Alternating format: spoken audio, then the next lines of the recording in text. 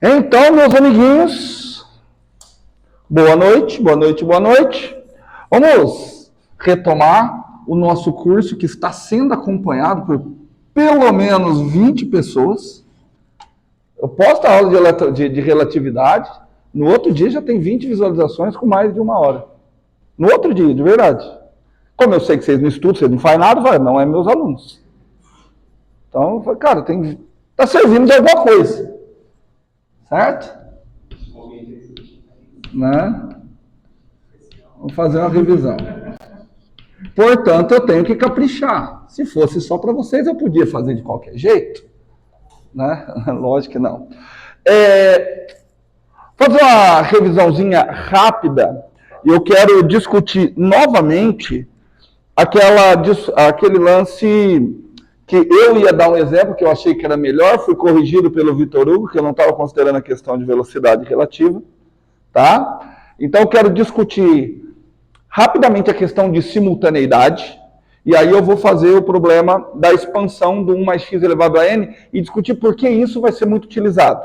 E também já aproveitar a aula de hoje a falar da contração do comprimento. A gente falou de dilatação do tempo, só que completamente linkado com dilatação do tempo, vai ter a contração do comprimento. Tudo bem?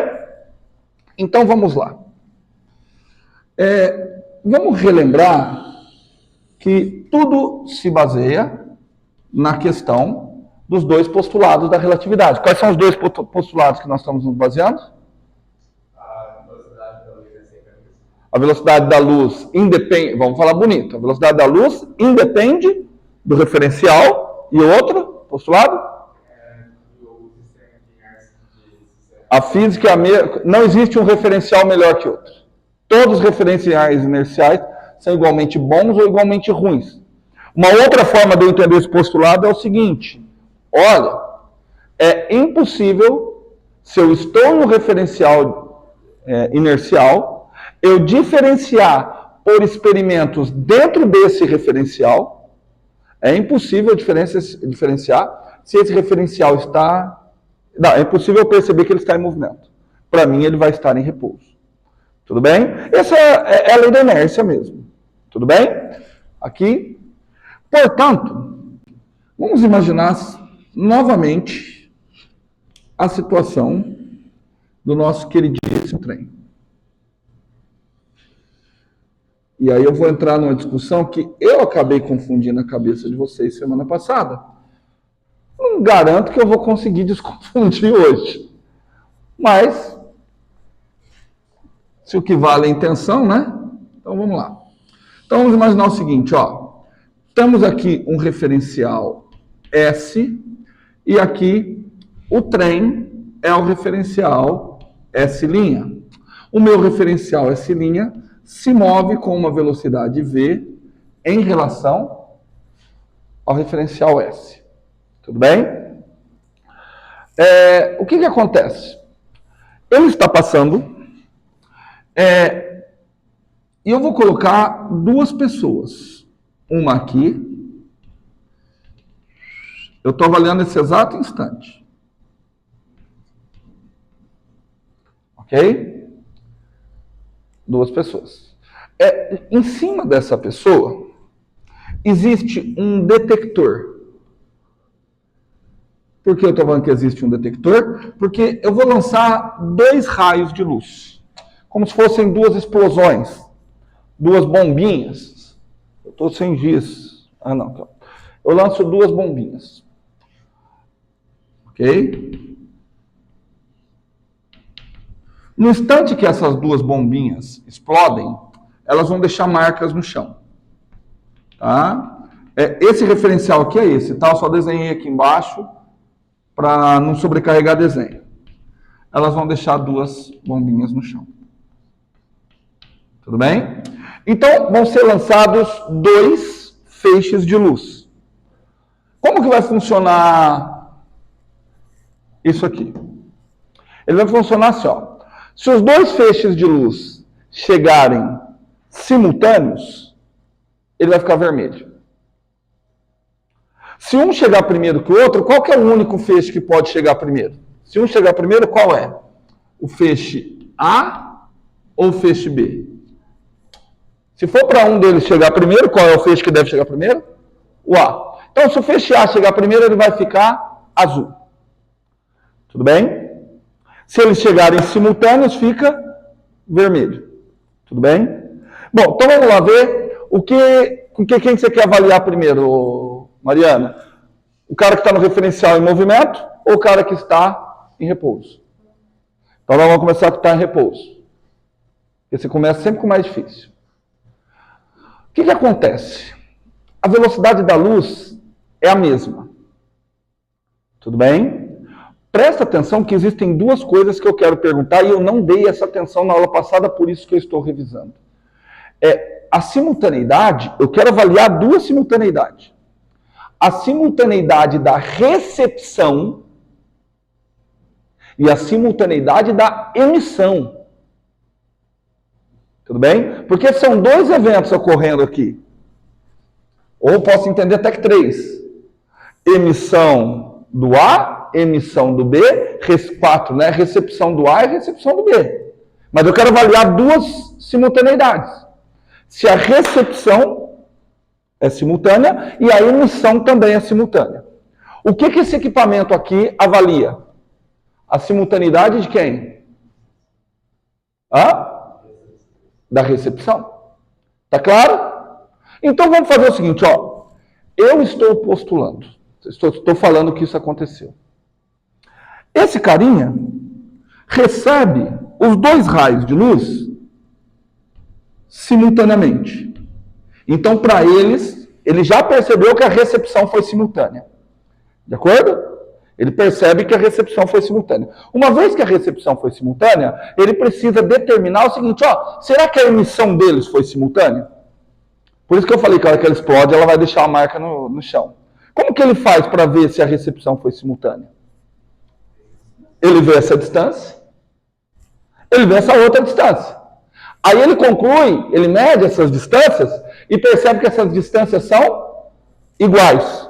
Uma vez que essas distâncias são iguais e a recepção foi simultânea, qual a conclusão desse cara?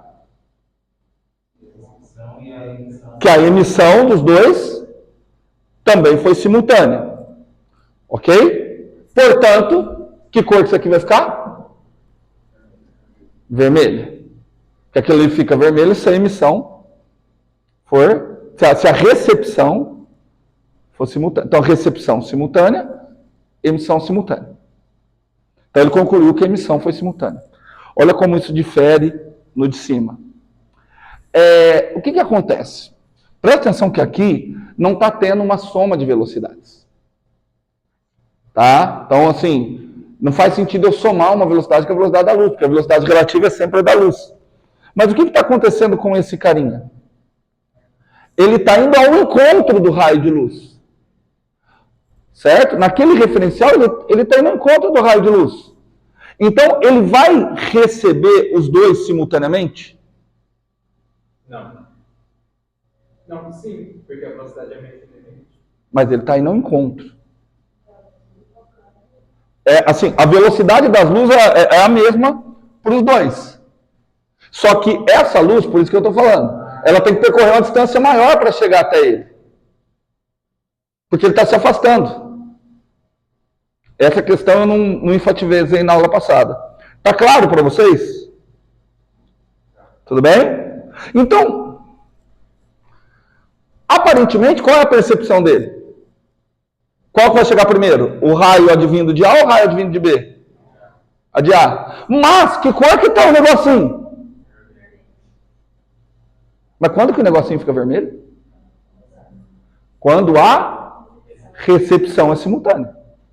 Concordam que a hora que eu coloco... Porque assim, se ele não vê o negócio, o que ele vai concluir? Se ele não vê? Que ele está azul. Que seja. Que ele não está vermelho. Certo? Tudo bem? Ele está azul. Tá ok? Então, se ele não vê nada, ele vai concluir isso por quê? Porque para ele, a recepção não vai ser simultânea.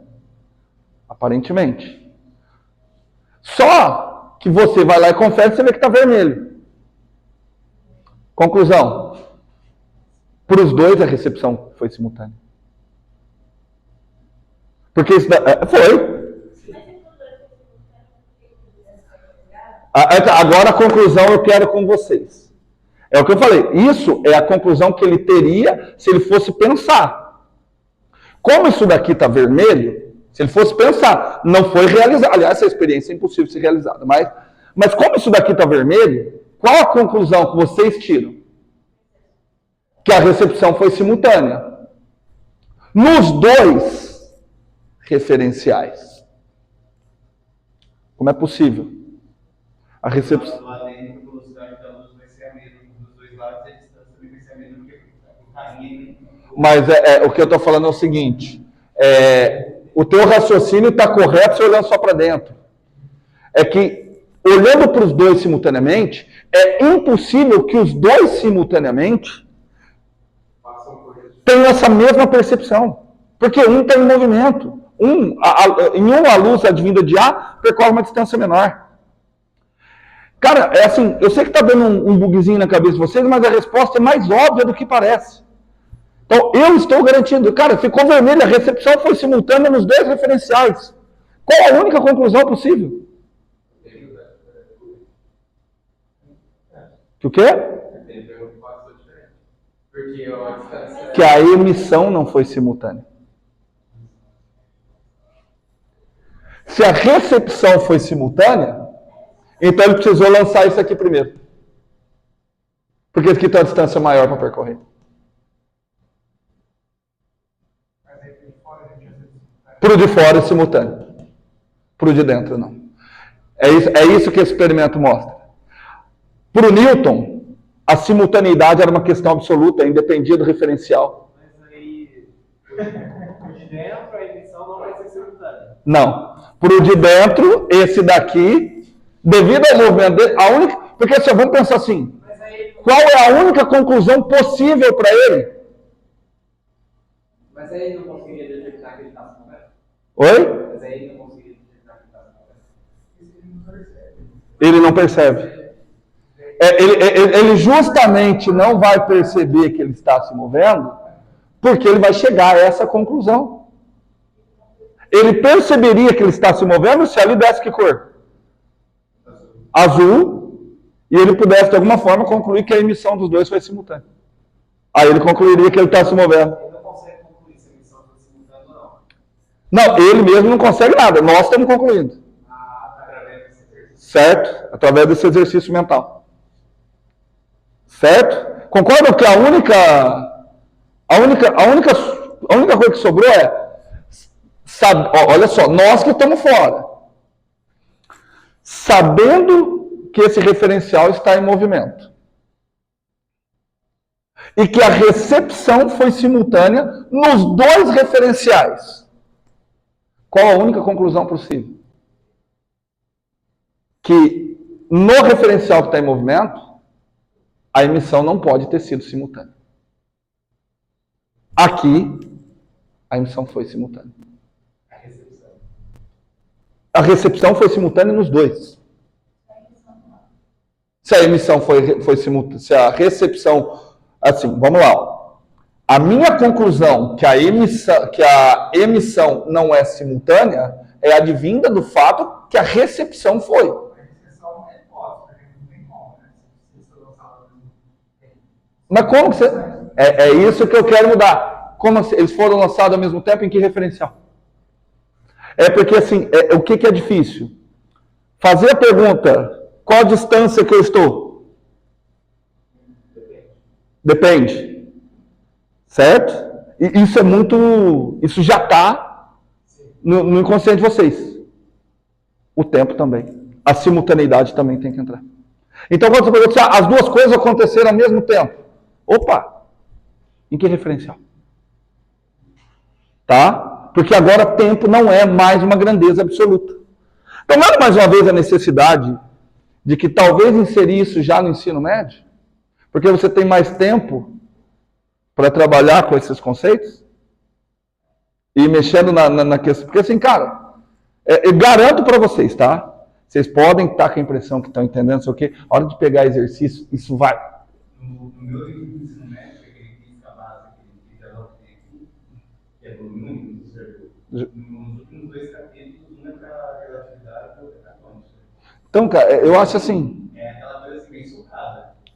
Mas olha só, mas assim, com o tempo, aquelas condições perfeitas, né? Cara, olha essa discussão se não é possível ter no ensino médio. Você não tira o aluno de ficar copiando e põe para pensar realmente, e mais, inconscientemente vocês também estão pensando no viés clássico da coisa. Certo?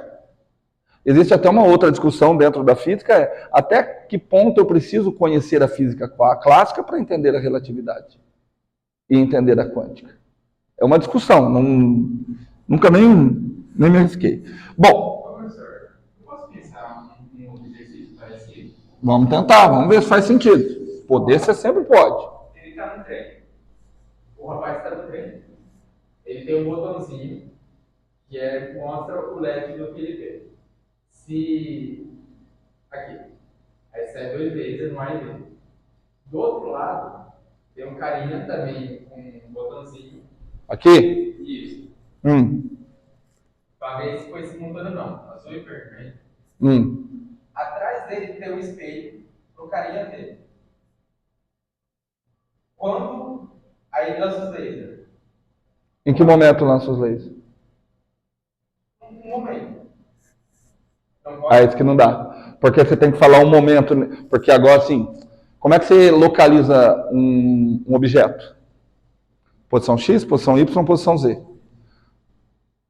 Certo? A partir de agora você vai ter posição X, posição Y, posição Z e tempo. Porque agora você não está falando de um objeto, está falando de um evento.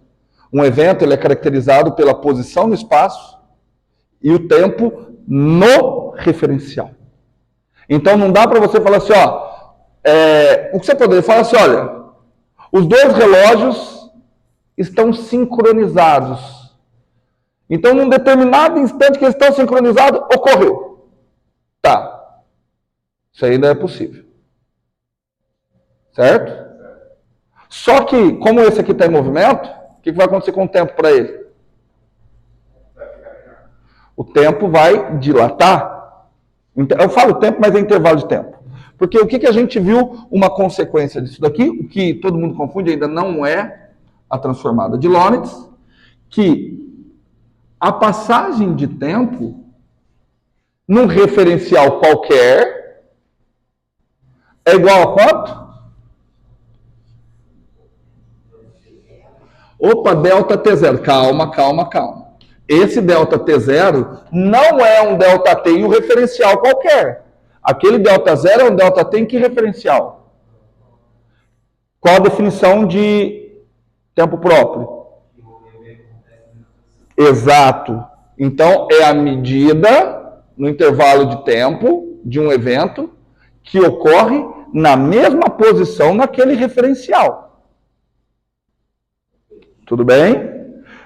No caso, o exemplo que nós usamos foi uma luz que subia e descia. Então, a subida e o retorno ocorriam na mesma posição no referencial do trem. Então, aquele ali é o intervalo de tempo próprio. Tudo bem? E aí, isso aqui era dividido por um número que é o quê? Maior que 1 ou menor que 1? O intervalo de tempo no referencial qualquer é o intervalo de tempo próprio dividido por um número menor que 1. Então, eu estou com alguma coisa dividido por um número que é menor que 1. Como resultado, vai dar um número que é o quê? Maior que 1. Vou chamar esse número de gama. Todo mundo de acordo? Chamei esse número de gama. Só para não se perderem, gama é só porque eu estou com preguiça, então a partir de agora, a hora que eu usar gama, é a raiz quadrada de 1 menos V ao quadrado por C quadrado. Oi? Não. Nossa, mas vocês são chatos. Raiz com índice menos 2. Poderia ser, mas agora vocês estão se achando os caras, Mas eu não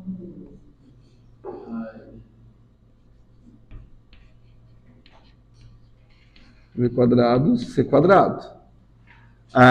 Eu vou escrever ele dessa forma aqui, ó. Já que vocês estão achando que vocês são muito espertos. 1 menos V quadrado, C quadrado, elevado a menos meio. Melhor? Esse é o gama. Então vamos entender aqui, ó, peraí. Em qual desses dois intervalos, em qual daqueles dois tempos, cada tempo é medido no referencial, qual daqueles referenciais está em movimento? Não faz sentido nenhum essa pergunta. Os dois podem estar em movimento. Porque se eu falar que um referencial está em movimento, para eu falar que esse referencial está em movimento, eu tenho que falar em relação a quê?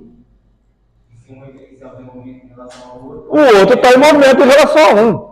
Exatamente. Então, assim, o que diferencia... Ó, calma. Essa equação só é válida se eu tenho um referencial na qual o evento que eu estou medindo em intervalo de tempo ocorre na mesma posição, que é o intervalo de tempo próprio. Se eu tenho um referencial S', que se move com a velocidade.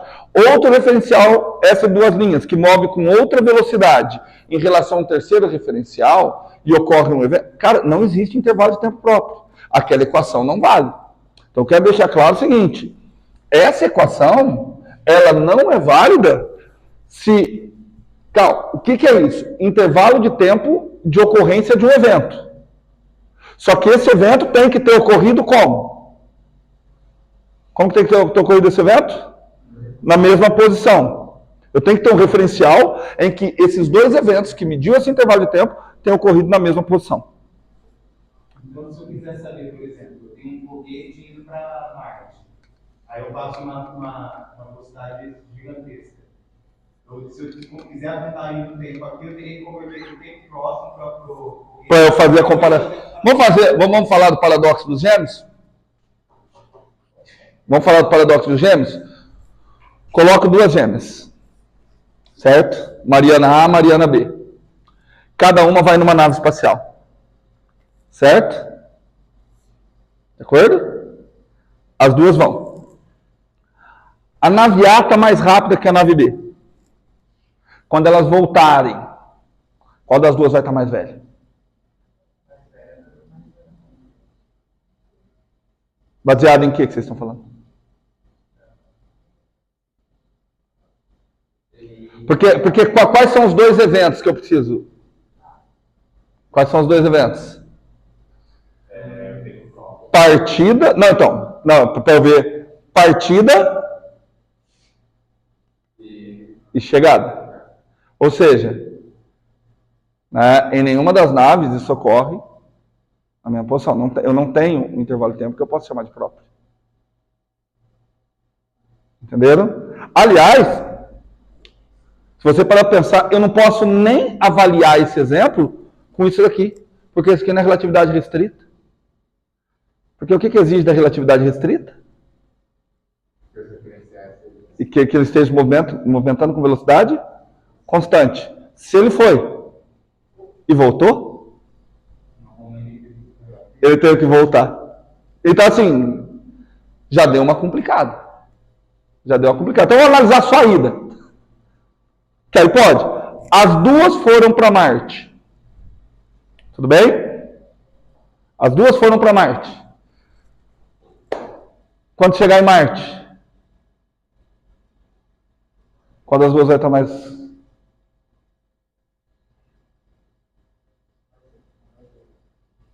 Cadê o intervalo de tempo? Tá vendo que eu não consigo comparar o tempo das duas? Porque nenhuma das duas tem um intervalo de tempo que eu posso falar que é próprio.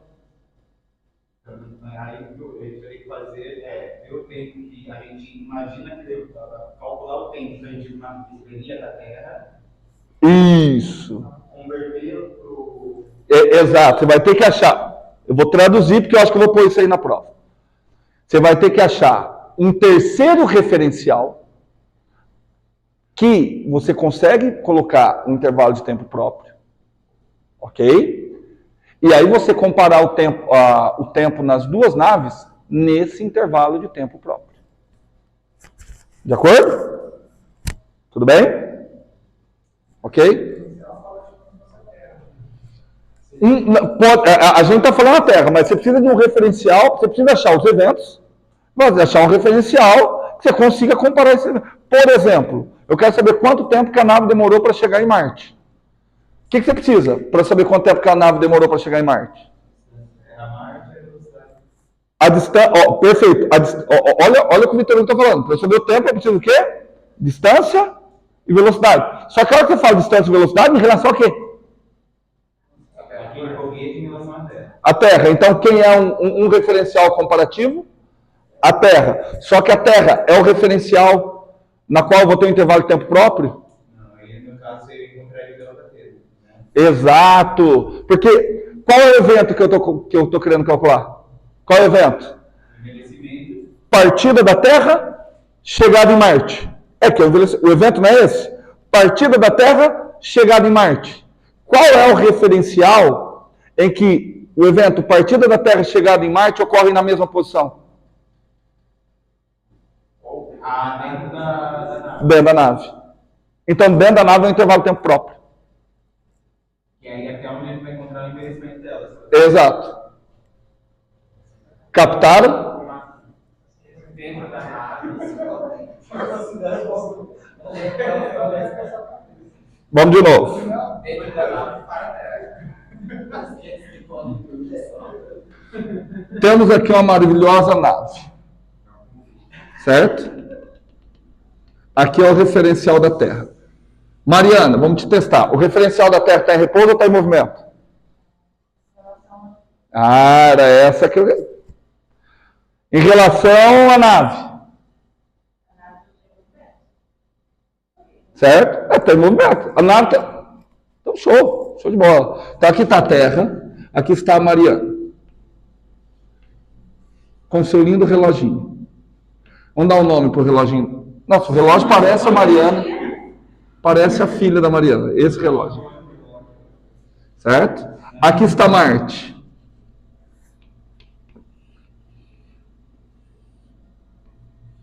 Aqui continua a Mariana.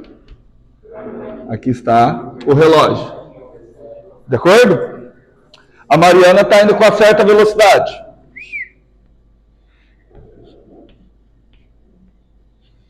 Mariana está indo com uma certa velocidade. Tá? O que eu... Agora acho que vai ficar mais fácil, Renan. O que eu vou medir? A hora que ela sair da Terra, eu disparo o relógio dela. A hora que eu chegar em Marte, eu travo o relógio dela. Então, quais são os eventos que eu vou... Intervalo de tempo que eu vou medir? Disparada de... Não. O evento que eu estou medindo é o tempo. Disparada e travada. Tudo bem? Porém, eu vou fazer isso aqui na Terra também. Então, um relógio aqui. Ó. Eu vou disparar e vou travar. Em qual dos referenciais a disparada e travada ocorreu na mesma posição? Não, você não entendeu a pergunta. São dois eventos. Quais são os dois eventos que eu estou colocando? Disparei o relógio. Travei o relógio. Em qual dos referenciais o ato apertar o relógio, travar o relógio, ocorreu na mesma posição? É que vocês estão imaginando, a pergunta foi mal feita. Não, entendi, porque eu vou travar daqui, eu vou olhar lá em Marte e vou travar daqui. Tá. Mas a passagem do tempo. Vou medir de outra forma. Quando ele passar, o evento é passada por aqui. Certo? Imagina que tem um laser aqui. Esse laser aciona os relógios. Tudo bem? Então o evento é passada por um laser, passada pelo outro laser. Tudo bem? Agora não tem jeito. Em qual dos referenciais o evento passada pelo primeiro laser, passada pelo segundo laser, ocorreu na mesma posição? Como na Terra, meu santo Deus? O segundo laser está em Marte. Que nave? Está em Marte. Vamos fazer outro desenho. Eu desenho.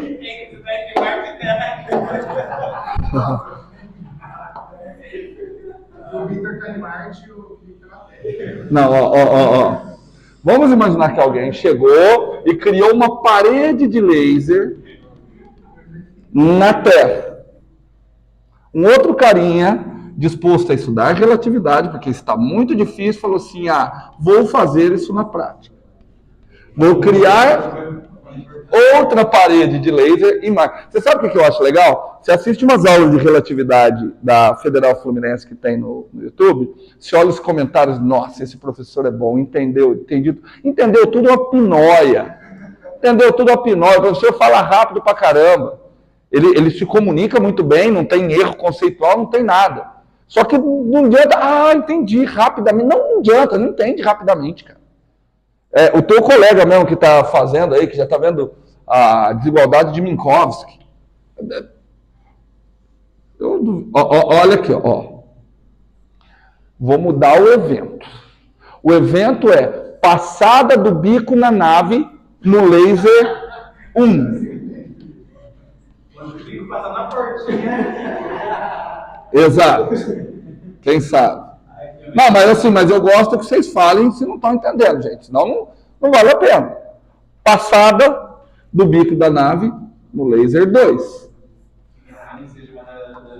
Aqui está a Mariana. Certo? Quando passar pelo bico 1, a Mariana vai travar o relógio dela. Hã? Não, tanto faz, gente, tanto faz. É que eu quero medir o tempo de passada daqui e chegada lá. O evento é passada pela primeira parede de laser, passada pela segunda. Tudo bem?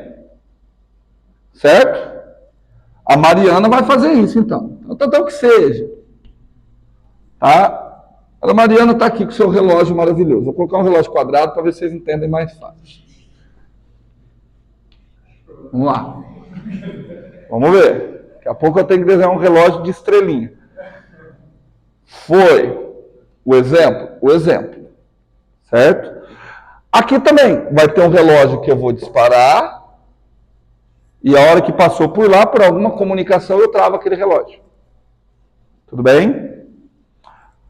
Então tá bom. Quais são os dois eventos que eu estou analisando? Passar pelo laser 1, passar pelo laser 2. Em qual desses referenciais os eventos acontecem na mesma posição? A passagem do laser 1, a Mariana observa a que distância do laser? Chuta um número. 1 metro. A passagem no laser 2, a Mariana observa a que distância do laser? 1 metro. A Mariana percebe que ela está em movimento? Não. Então, vou perguntar de novo. Em que referencial a passagem pelo laser 1 e passagem pelo laser 2 ocorrem na mesma posição? No foguete. Agora, imagine que tem alguém aqui, o Patrick está aqui. Ele vê a passagem pelo laser 1 nessa posição. Ele vê a passagem pelo laser 2 nessa outra posição. Então ele mede os dois eventos em posições diferentes. Fala, Patrick. Não, mas eu falo. Não, vocês estão fazendo piada que eu fico em ser. Piada que vocês não estão entendendo nada, o que é? Fala. Só que a visão tá boa. Mas, entenderam então? Foi? Agora ficou claro. Tá. Então, o intervalo de tempo próprio é medido por quem? Pela Mariana, que está aqui na nave. Ok? Vamos supor, quanto tempo você acha que você levaria para chegar em Marte, Mariana? Porque eu não quero falar de velocidade. 1 ano, gente, vocês pensam muito, pelo amor de Deus, fala uma coisa fácil. 338 dias. Não, fala qualquer bosta aqui, só para entender. Depende disso, é velocidade. 1 ano. Então a Mariana, 1 ano medido em que referencial? Na Terra? Um ano terrestre. Então tá. Então, alguém que está aqui na Terra terá envelhecido um ano. Certo? Alguém aqui na Terra mediu um ano. Mas e alguém que está ali dentro do negócio? Ela vai ter medido o quê? Mais que um ano ou menos que um ano? Aí é análise de equação. E agora não tem mais relatividade. Vamos lá. 1 é igual a um número que é menor que 1 vezes alguma coisa. Mais que 1. Mais que 1? Não, gente, nós estamos falando coisa errada. Tá dividindo. Opa. Aqui, peraí.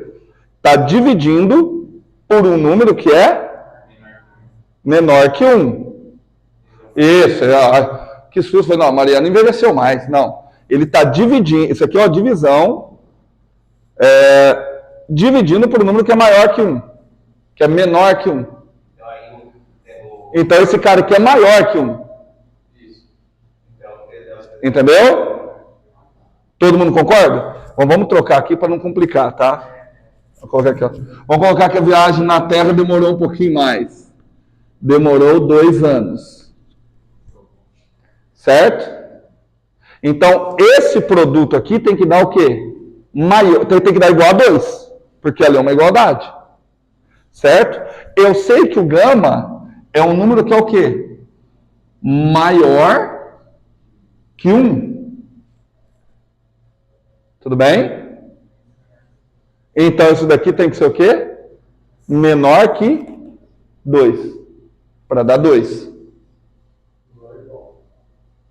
Não, só igual se aqui for 1, né? Aí, mas para ser igual, o que acontece? A Mariana tem que estar parada. Porque para ser igual, quanto que tem que ser a velocidade? Perdão, a velocidade tem que ser 0. Entendeu? Então tem que estar parado em relação a esse referencial. Portanto, isso daqui é menor que 2 anos. Conclusão, o que aconteceu com a Mariana? Está mais jovem do que quem ficou aqui na Terra. Quem ficou aqui na Terra envelheceu 2 anos. A Mariana, que foi nessa nave até Marte, envelheceu menos. Qual menos? Qual menos ela envelheceu? Depende. Então, certo. E gama depende de quem? Da velocidade. Falou da velocidade, vamos lá. Da velocidade da nave em relação à Terra. Certo? Tudo bem? Porque assim, que é errado eu dizer, o corpo que está em movimento, ele envelhece mais rápido. Mais lentamente. Porque para Mariana, quem está em movimento é a Terra. Certo? O envelhecimento é menor naquele referencial de tempo próprio. Tudo bem? Ok? Bom. Vamos colocar se a gente tivesse lançado um foguete com uma velocidade maior e um outro foguete com uma velocidade menor. Aí, de novo, tem que calcular o tempo de primeiro. Não, adorei. Tempo na Terra, 2 anos. Certo? Vamos lá. Vamos fazer esse exemplo. A gente pensa uma coisa na aula, foge tudo, né? Teste. Vou fazer o seguinte, eu vou colocar números fáceis. Tudo bem? O primeiro vai com a velocidade, que é igual a, deixa eu ver, 50% da velocidade da luz não vai dar um número legal, né? 60% da velocidade da luz? Fica legal, né? 60% da velocidade da luz? Então, V1, 0,6 C, e V2 é igual a 0,8 C. Tudo bem?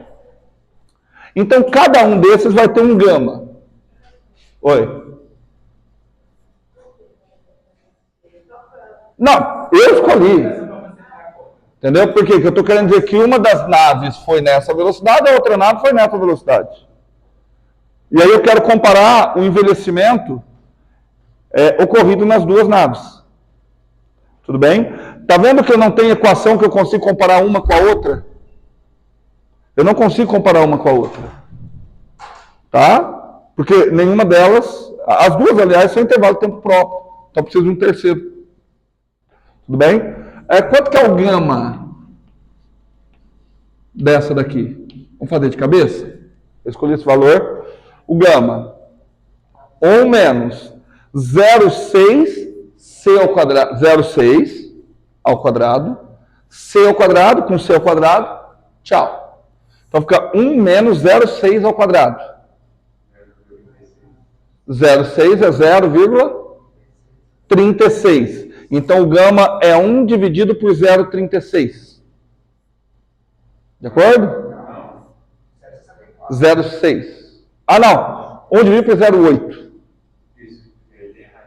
Certo? Tudo bem?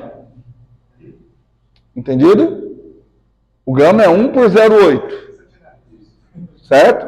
Então o gama é 10 oitavos, 5 quartos. 1,25.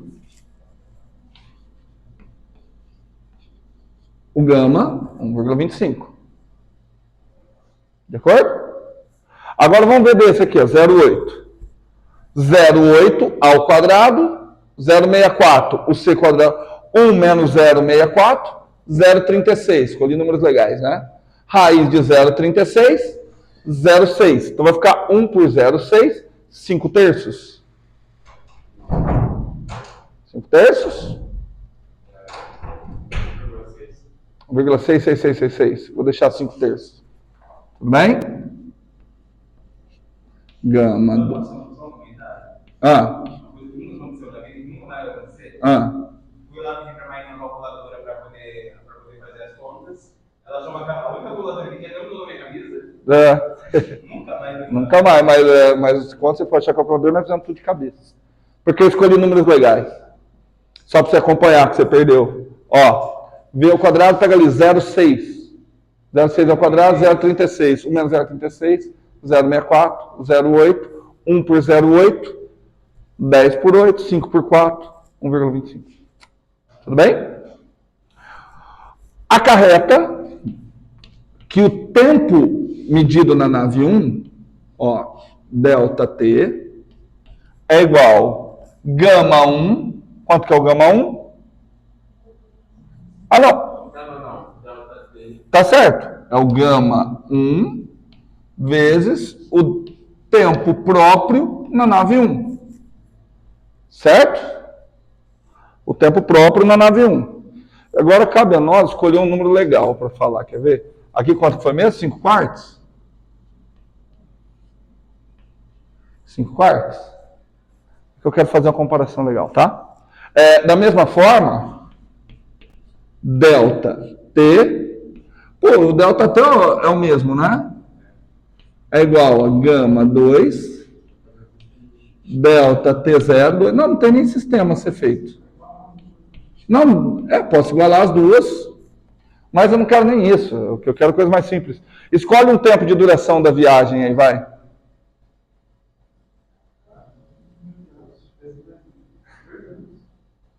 Não, 2 ficou chato.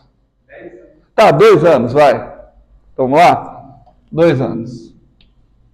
Delta T01 é igual, ó, vamos aqui, ó. 2 dividido por gama 1, certo? Então, aqui está 5 quartos, não está? 4 vezes 2, 8, dividido por 5. 8 quintos, 1,6. Tudo bem? Certo? Então, na Terra passaram 2 anos, na nave ela envelheceu 1,6 anos. Isso, ano. Perfeito. Delta T2, vamos lá? Quantos? 5/3? 6 quintos. 6 quintos? 1,2? Quanto foi? Não sei. Não, eu consideramos que é uma viagem de 2 anos da Mariana. 2 anos, mas 2 anos no mesmo? Não, esse aqui é medido na Terra, né? 2 anos medido na Terra. Então seria quantos são 2 anos para quem está lá dentro? Exato. 2 anos na Terra equivalem a quanto tempo em cada uma das naves. Entendeu? E aí você vê que na nave deu 1,2 ano. Então o que você percebe? Em qual das duas ela envelheceu menos? Na nave que estava mais rápido. Sim, mas aí a pergunta que eu ia fazer é, se eu quisesse saber a velocidade de um em relação ao outro, tipo, a velocidade que o V1 vai ter em relação ao V2, aí eu teria que usar, teria que ver esse tempo próprio para... Sim. Não, vamos pensar... Não. Aí nós vamos entrar... Ou melhor, para saber, por exemplo, entendi. Para quem, o carinha da nave 1, saber o tempo da velocidade 2... Eu teria que fazer uma transformação de coordenadas, não teria? Então nós vamos ter que entender como é que essa mudança de coordenadas é dentro da relatividade. Entendeu? Até agora, a mudança de coordenadas era um sistema de coordenadas é o outro mais VT. Simples assim. Tá? Agora não. Agora nós vamos ter que ver como é que é essa mudança no sistema de coordenadas. Aí é só na transformação de Lorentz. Tudo bem? Tá certo? Porque por isso que isso aqui, o Felipe, você confundiu, ainda não é a transformação de Lorentz. Porque aqui está exigindo que um dos intervalos de tempo seja um intervalo de tempo próprio. Quando eu for para a transformação de Lorentz, é isso que o Vitor falou. Eu vou ter que sair de um tempo para outro em 2 referenciais em que não necessariamente um deles tem intervalo de tempo próprio. Certo? Tudo bem? Então tá bom. Exemplo mais didático, factível. Factível esse exemplo? Não. É factível? Alguém constrói, por favor, alguma coisa que vá com 60% da velocidade da luz. Ou 80% da velocidade da luz, sem chance. Fala uma velocidade normal. Você sabe qual que é a velocidade de um foguete mesmo? Para sair da órbita da Terra? 300 km por segundo, fica mais fácil de imaginar. Então, assim, o que vai acontecer quando eu pegar 300 mil metros por segundo, dividir por 13 mil metros por segundo, dividido por 300 mil metros por segundo. O que vai acontecer com esse número aqui? Vai ficar muito pequeno, né? Portanto, gama vai ser um número que você espera que seja o quê, o gama?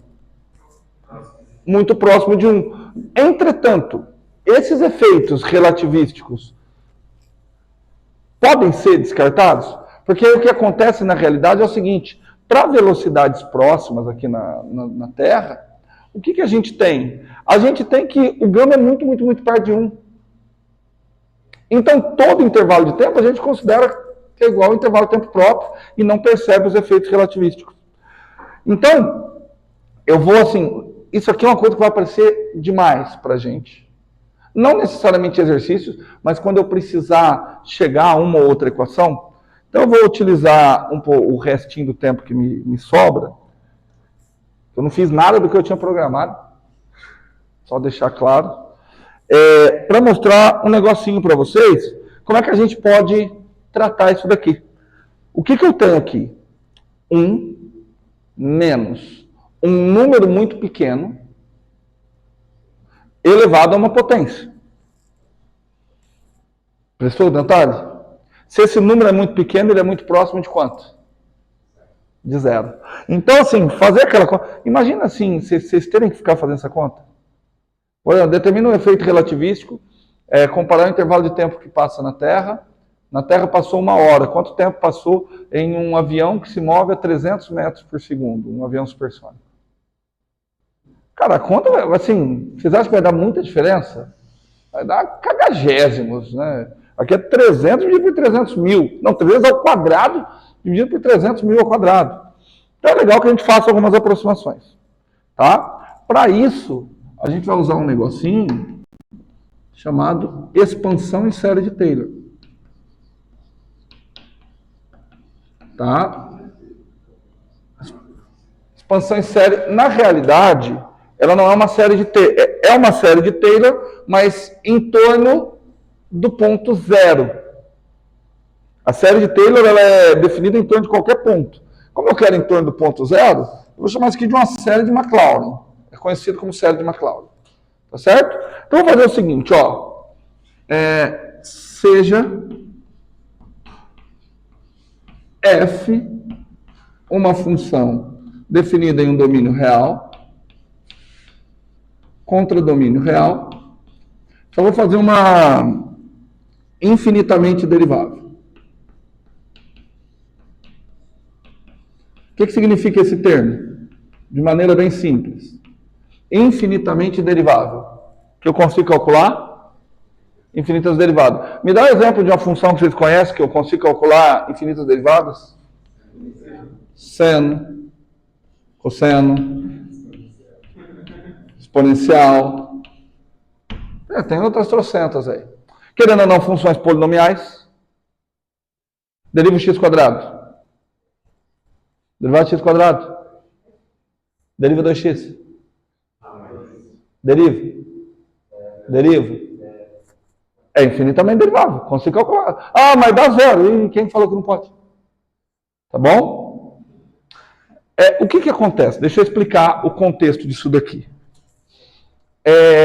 Quando você tem funções que são... Você está trabalhando no mundo real. Você tem um determinado fenômeno e ele é descrito por uma determinada função. Normalmente, o que você precisa fazer com essa função? Você precisa derivar para achar pontos de máximos e mínimos, ou você precisa integrar para achar alguma outra propriedade que é linkada a ela. Só que, normalmente, essas funções têm expressões muito, muito, muito complexas. Certo? Entretanto, o fenômeno que eu estou analisando, ele não abrange todo o domínio da função. Eu preciso analisar aquele fenômeno num intervalo bem pequenininho. Tá? Vou dar um exemplo para vocês. Uma oscilação de um pêndulo simples. Eu preciso avaliar e entender a oscilação desse pêndulo só em torno ali da posição de equilíbrio. A função que descreve essa oscilação, ela nem é complicada. Ela é do tipo seno. Tá? Só que, assim, para que eu vou complicar analisar o seno se eu posso avaliar só em torno daqueles pequenos pontos? E aí, o questionamento que se faz se eu preciso só em torno de pequenos pontos, eu não conseguiria representar essa função por uma coisa mais simples? Qual é o tipo de função mais simples? Simples no sentido que eu quero dizer assim, que você consegue derivar e integrar de cabeça. Polinomial. Então, a minha tentativa é a seguinte: será que eu não conseguiria descrever a função f, ao menos aproximadamente, na forma de um polinômio?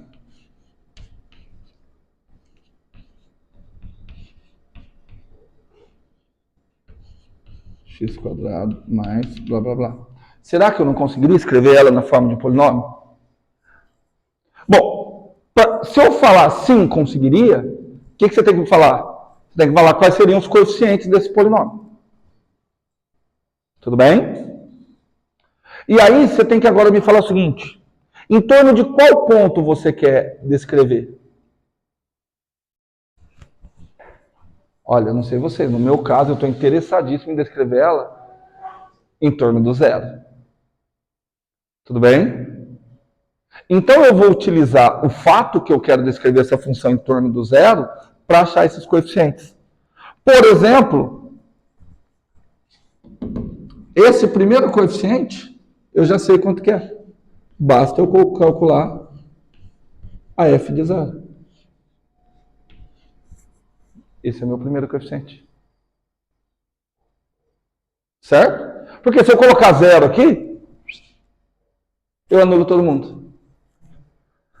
Tá, achei o primeiro. Renan, me dá uma dica. Como é que eu acharia o segundo coeficiente? Não, pode falar. Se eu derivar essa... Porque assim, eu já sei o a zero. Eu derivo essa função. Aí eu vou pedir para vocês fazerem de cabeça. Se eu derivar essa função, esse termo aqui some. Vai ficar A1 mais 2A2x. E aí, se eu colocar a derivada atuando no zero, todo mundo some, só sobra quem? O A1. Portanto, o segundo coeficiente é a primeira derivada em que ponto? No zero. Que é o ponto em torno do qual... Entenderam?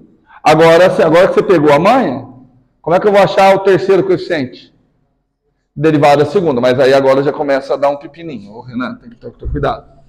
Derivada primeira, aqui sumiu. A derivada segunda, aqui sumiu. Todo mundo concorda que a derivada segunda aqui sumiu? Então, mas aqui tem que ter derivada segunda. Derivada primeira, 2A2. Derivada segunda, o x some. Então, deu 2A2. Aplicando no zero. Tudo bem? Portanto, vê se vocês concordam. Eu vou ter isso aqui, ó. F, duas linhas atuando no zero sobre 2. Esse é o A2. Captou, Patrick? Então fala, como é que eu vou achar a terceira? Terceiro coeficiente. Vou derivar a terceira. Quando eu derivar 3, aqui sumiu. Certo? Deriva isso aqui 3 vezes. Tem potência 2. Aqui sumiu. Então o termo que vai ser o... Qual que era aqui? A3, x ao cubo. X ao cubo, deriva a primeira, A3x ao cubo. 3A3, x quadrado. Deriva de novo. 6A3, x. Deriva de novo. 6A3. Tá com zero em todo mundo? Então vai ficar só 6A3. Ok? Todo mundo? Então o que vai ficar? Derivada terceira atuando no zero. Peraí. Sem fazer conta. Sem fazer conta. A derivada primeira, o que ficou? 3A3 x quadrado. A derivada segunda ficou 3 vezes 2A3 x elevado a 1. A derivada terceira, 3 vezes 2 vezes 1 a 3. Então eu não vou colocar 6 não. Eu vou colocar fatorial de 3. E aqui também eu coloco fatorial de 2. Porque o que eu percebo? Quem é o termo A2? Derivada segunda pelo fatorial de 2. Quem é a derivada terceira? Quem é o terceiro termo? Derivada terceira, fatorial de 3. Aqui você já tem uma intuição, né? A gente vai até fazer. Quem é o quarto termo? Derivada quarta atuando no zero pelo fatorial de 4. Entenderam? Tudo bem? Vamos lá. X a quarta. A4, x a quarta. Cada vez que você derivar, cai uma potência. Essa potência cai multiplicando. Então tem que cair todas as potências. Vai aparecer o fatorial de 4. Tudo bem? Certo, Matheus? Matheus, já calculou o fatorial de 4? Eu não, eu sempre calculo em pé assim mesmo, que é mais fácil. Tudo bem? Aproveitar que a Mariana saiu para fazer essas piadas. Né? Aí ela chegou, acabou. Oi? Elas que se fodam. Mas quando você estava em pé calculando, você tinha dado suficiente para calcular tudo? Se eu falar que eu tinha, vai ficar ruim. Se eu falar que não, você vai falar assim, então você precisava mais. Então, é a resposta.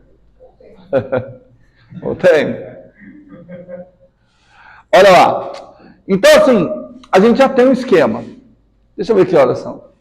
Tá. Eu vou fazer esse daqui, e aí com quem quiser eu vou fazer uma brincadeirinha depois pra vocês verem que negócio legal. Tá? E aí, quem puder ficar, depois eu até mostro um negócio ali no GeoGebra. Então vamos fazer o seguinte. Eu vou considerar uma outra função. Ó, considere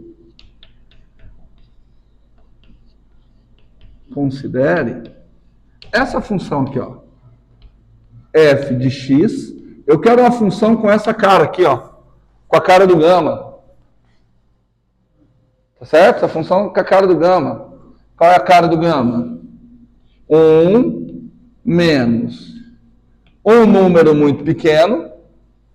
De acordo? Tudo bem? Pode ser mais também, tanto faz. Vocês querem mais ou menos? Ah, só porque já está igual, né? Então, você tem que largar de ser besta. Elevado a n. Concorda que aquela função está com essa cara? Concorda? Está com aquela cara ali. Tá bom, vou deixar menos. A Mariana já fez uma cara de bosta ali, que pelo amor de Deus. Né, Mariana? Vou comprar um papel higiênico pra você passar nessa cara de bunda que você fica. Vamos lá. Eu quero escrever aquilo na forma, porque aquilo ali está muito complicado. Olha as contas que eu teria que fazer. No meu caso, faz sentido eu calcular uma expansão em torno de zero? Faz. Porque quem é a minha variável? Isso aqui que é um número muito, muito pequeno. Não. Ó, a minha variável é isso aqui, ó. É isso aqui tudo. Certo? A minha variável é v quadrado por c quadrado. Que é um número muito, muito, muito, muito pequeno. Entendido? Então, no lugar do x ali, depois é só a gente imaginar que é v quadrado por c quadrado. Estão de acordo? Então, vamos lá. Então, para eu fazer a expansão, eu preciso primeiro calcular a primeira derivada. Vamos calcular a primeira. Você sabe derivar, né? Pelo amor de Deus. Você sabe quanto que dá? N. Primeiro você deriva como se não houvesse amanhã. 1 menos x elevado a n menos 1. E aí deriva aqui dentro menos. Por isso que eu queria colocar mais, que eu não queria colocar aquele menos. Tá certo? Ah, mas o que me interessa não é a primeira derivada.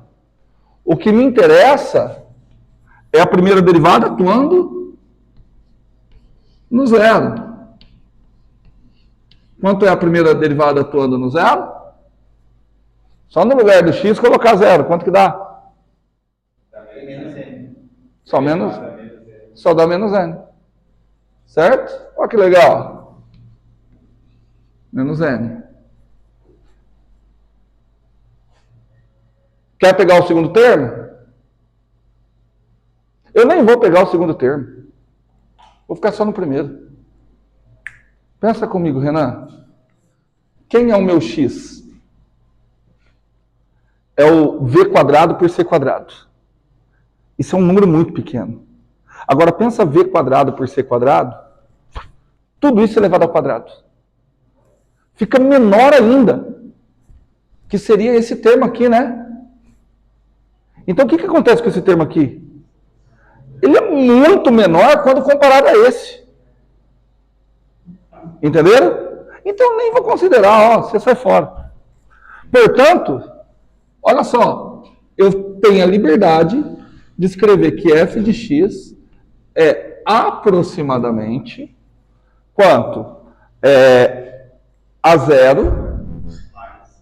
A0 é o f de 0, que é 1. Tudo bem? Professor,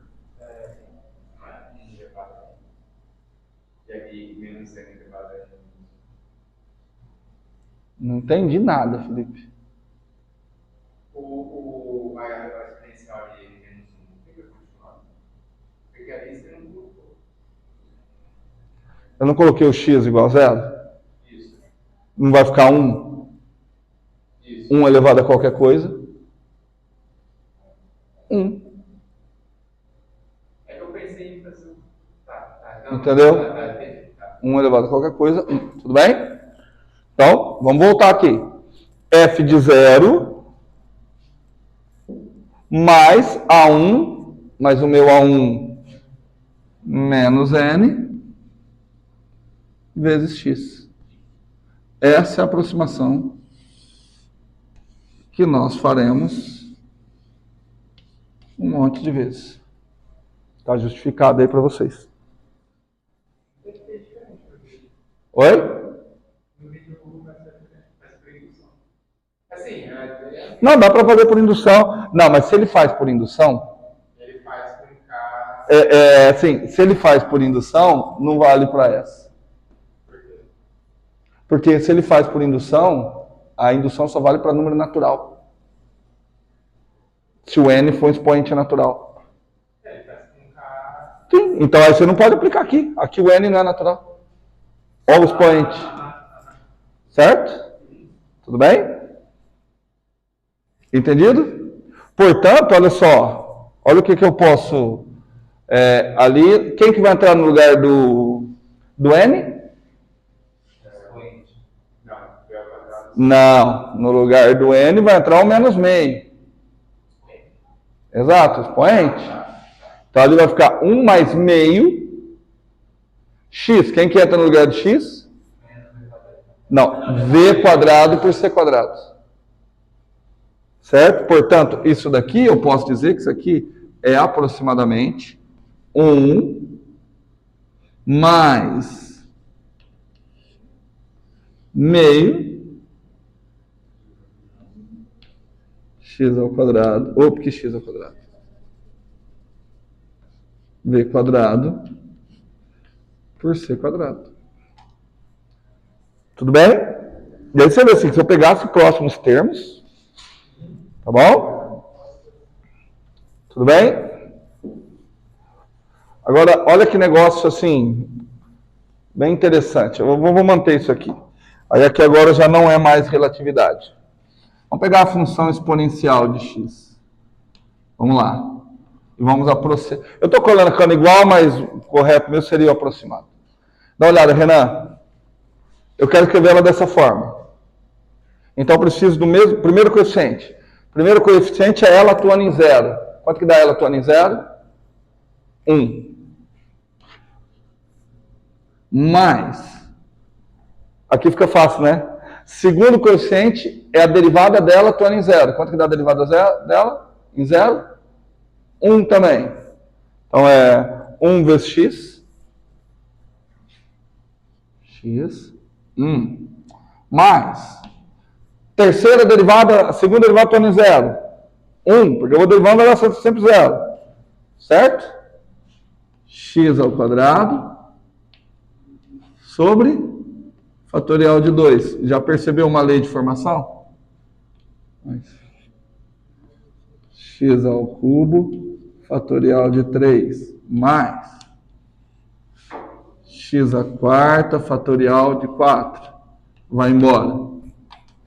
Não acredita que ela é uma boa aproximação? Olha aqui, Vitor. Vamos derivar ela? Quanto é que dá a derivada disso? Quanto é que dá a derivada disso? 1. Mais. Quanto é que dá a derivada disso? O 2 cai e cancela com esse 2. X. Quanto é que dá a derivada disso? O 3 cai. Aí fica 3. Aqui tem 3 vezes 2 vezes 1. 3x quadrado pelo fatorial de 2. Vai continuando. Certo? Vou fazer mais uma. Quem que vocês querem? Seno ou cosseno? Seno. Você está sendo muito... Vamos lá. Aqui dá um pouquinho mais de trabalho, tá? Seno. Vamos lá. O primeiro termo é seno atuando em 0. Quanto é que é o seno atuando em 0? Seno 0? 0. Então não tem. Segundo termo, derivada do seno. Cosseno atuando em 0. 1. Então, x. Derivado do cosseno. Menos seno. No 0, apaga de novo. Percebeu que só vai ter os termos ímpares? Tudo bem? Por esse motivo, função seno é uma função ímpar. Ok? Então, já vou colocar aqui. Só você fazer as contas, você vai perceber que você vai ter isso aqui. Ó. Seu fatorial de 3, x à quinta, sobre fatorial de 5 mais blá, blá, blá. Certo? Quer fazer o do cosseno agora? Me dá uma maneira de fazer o do cosseno. Opa! Troca o sinal, perfeito. Menos x a 7, um fatorial de 7. Obrigado. Me dá uma forma aí de eu fazer o cosseno de maneira rápida. Só derivar o seno. Não, só derivar o seno. Você pode fazer do jeito que eu falei, como você também pode vir aqui e derivar o seno. 1 menos x quadrado fatorial de 2 mais x a quarta fatorial de 4. Tudo bem? Menos x a sexta fatorial de 6 mais, vai embora. De acordo? Cara, você já nota que existe uma aparente simetria entre essas coisas aí que é bem bonita, né? Porque aqui, ó, aqui tem todos os termos. Aqui tem todos ímpares. Aqui tem todos pares. Cara, tem alguma combinação que faz isso? A única dificuldade é que no seno e no cosseno, o que está acontecendo? O sinal estão trocando. Então eu vou tentar fazer uma jogada que é a seguinte, cara. Eu vou tentar mandar um número complexo. Porque se eu mandar um número complexo aqui, colocar um i quadrado é menos 1. Eu consigo um negativo aqui. Certo? E a quarta é 1. Ó, eu repito.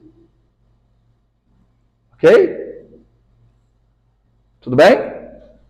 Então, tudo bem ou não?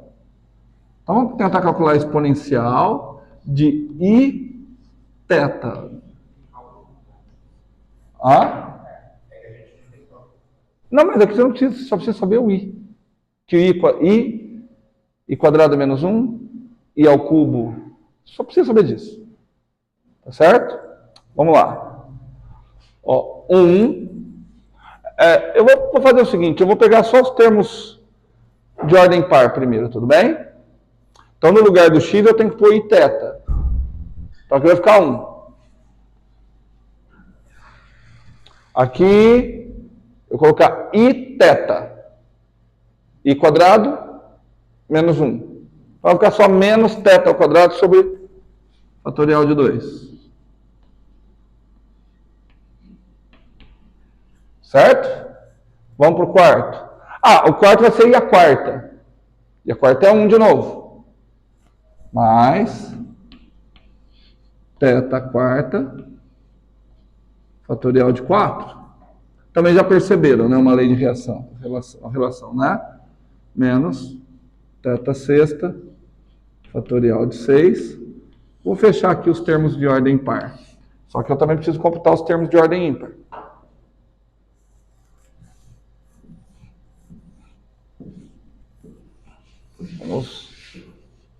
Vamos lá computar os termos de ordem ímpar. Mais. Não, vamos tentar. Aqui vai ter quem? I θ. E aqui? I ao cubo é i quadrado vezes i. Certo? I quadrado é menos 1. Aqui fica menos i. Não, menos i. Sim. Certo? Então dá para eu pôr o i em evidência. Todos os termos ímpares vai aparecer o i. E no primeiro vai ter um θ. I θ. Aqui vai ter menos θ ao cubo pelo 3 fatorial. Θ ao cubo pelo fatorial de 3, né? No quinto. E a quinta? E a quinta é i a quarta vezes i. Só que a quarta é 1. Então vai dar I de novo. Então fica positivo. E aí você já percebeu mais uma vez uma relação aqui, né? Teta quinta fatorial de 5 menos teta sétima fatorial de 7, blá, blá, blá. Olha que relação legal que você chegou. Exponencial de teta é igual. O que é isso aqui? É o cosseno, né? Cosseno teta. Mais I seno teta. Daqui você tira um monte de coisa. Um monte de coisa. Ó, por exemplo, só um exemplo, que eu vou tentar ser rápido. Exponencial de I que multiplica x mais y. Isso aqui é o quê? Cosseno x mais y mais I seno x mais y. Não vai dar tempo de eu fazer aqui, vocês fazem em casa. Ok? Mas isso daqui, eu posso fazer distributivo e escrever da seguinte forma. Isso aqui é exponencial de x vezes exponencial de y. Certo? De acordo? Mas exponencial de x, isso aqui é cosseno x mais i seno x vezes cosseno y mais i seno y. E aí, você que não está satisfeito, você pode pôr um igual aqui e resolver essa conta aqui de baixo. Pode resolver. Cosseno x, cosseno y. De acordo? Cosseno x, cosseno y. Eu não sei vocês, mas eu gosto de fazer isso aqui primeiro. I vezes I, que é menos 1. Então, menos seno x, seno y. Aí agora eu tenho que fazer os que tem I, né? I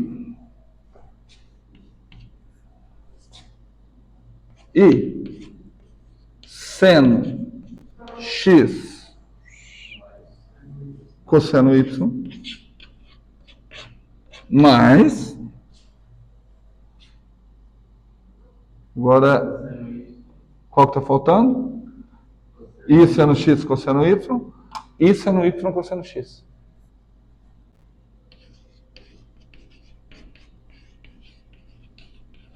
Prontinho. Você já sabe onde que eu quis chegar, né? Olha que legal. Quem é o cosseno da soma? Cosseno primeiro vezes cosseno segundo, menos seno primeiro, seno segundo. Quem é o seno da soma? Seno A, cosseno B, cosseno A. Cara, tiramos isso de números complexos. Certo? Quer uma relação mais bonita ainda, Renan? Para mim, a mais linda de todas. Renan, calcula aí para mim. Quanto que é a exponencial de I π? Quanto que é cosseno π? Menos 1. Menos 1. Certo? Seno de π é 0. Olha aqui que você chega. Exponencial de π mais 1 igual a 0. Você chega numa equação matemática que envolve os 4 principais números da matemática. Número de ordem, raiz quadrada de número complexo, de menos 1, π, 1 e 0. Por muitos, essa é tida como a equação mais bela da matemática. Certo? Olha, acabamos